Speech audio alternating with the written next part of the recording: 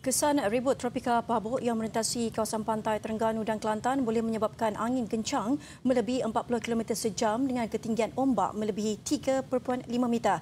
Sehubungan itu, penduduk di sekitar kawasan itu diminta sentiasa berwaspada ketika melakukan sebarang aktiviti di perairan dan pantai, susulan keadaan angin kencang dan laut bergelora yang dijangka berlarutan hingga esok. Ketua Sekretariat Pengurusan Bencana Terengganu, Lieutenant Kolonel Pertahanan Awam, Cik Adam Irrahman berkata, keadaan angin kencang dan laut bergelora ini adalah berbahaya kepada aktiviti pantai dan perkapalan, termasuk penangkapan ikan terutama di kawasan pinggir pantai laut terbuka di Laut Cina Selatan. Jarak ribut berkenaan siang tadi dianggarkan sejauh lebih 600 km dari Bandar Kuala Terengganu dan 697 km dari Kota Baru. Keadaan angin kencang boleh menyebabkan kerosakan pada struktur bangunan yang tidak kukuh dan juga risiko pokok tumbang.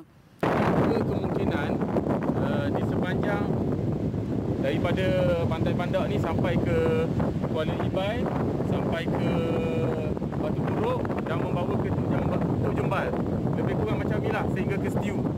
Dan tadi pun sahabat kita di Kelantan pun beritahu dekat pantai Sabak pun keadaannya lebih kurang macam ni. So sangat berbahaya kepada bot-bot kecil lah.